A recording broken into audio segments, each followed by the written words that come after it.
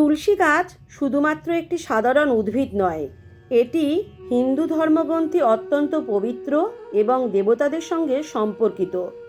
বিভিন্ন পৌরাণিক কাহিনীতে তুলসী গাছের উৎস, তাৎপর্য ও অলৌকিক ক্ষমতা নিয়ে বিস্তর আলোচনা করা হয়েছে। এই গল্পে আমরা তুলসী দেবীর জন্মকাহিনী, তার অভিশাপ, তুলসী বিবাহ, অন্যান্য পৌরাণিক গল্প এবং আধুনিক যুগে তুলসীর ভূমিকা সম্পর্কে জানব। তো চলুন শুরু করা যাক। তুলসী দেবীর জন্মকথা।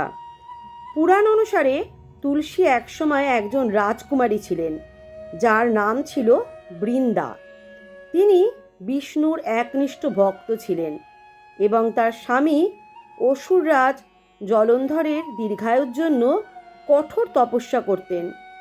বৃন্দার সতীত্বের কারণে জলন্ধর অপরাজয় হয়ে উঠেছিলেন, এমনকি দেবতারা পর্যন্ত তাকে পরাজিত করতে ব্যর্থ হন।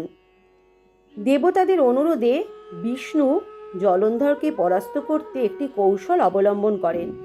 তিনি জলন্ধরের রূপ ধারণ করে বৃন্দাকে প্রতারণা করেন, ফলে বৃন্দার সতীত্ব নষ্ট হয়ে যায় এবং জলন্ধর যুদ্ধে পরাজিত হন।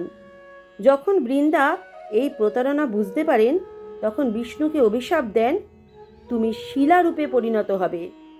এরপর বৃন্দা নিজেকে চিতায় সমর্পণ করেন।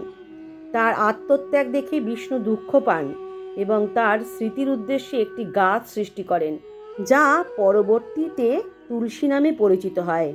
তাই তুলসীকে বিষ্ণুর প্রিয়তমা বলে মানা হয় এবং তুলসী পাতা ছাড়া বিষ্ণুর পূজা অসম্পূর্ণ মনে করা হয়।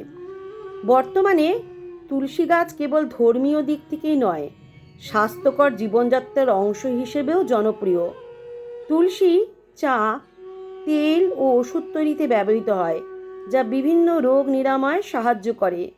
তুলসীর উপকারিতা বিজ্ঞানের দৃষ্টিতে প্রমাণিত এবং বিশ্বব্যাপী এটি গ্রহণযোগ্যতা পেয়েছে। তুলসী গাছ শুধুমাত্র একটি উদ্ভিদ নয়, এটি আধ্যাত্মিক শক্তির প্রতীক। তুলসী দেবীর কাহিনী আমাদের ভক্তি, আত্মত্যাগ এবং ধর্মের প্রতি নিষ্ঠা সম্পর্কে শিক্ষা দেয়। এটি শুদ্ধতা, শুভ শক্তি ও আশীর্বাদের উৎস হিসেবে গণ্য হয়।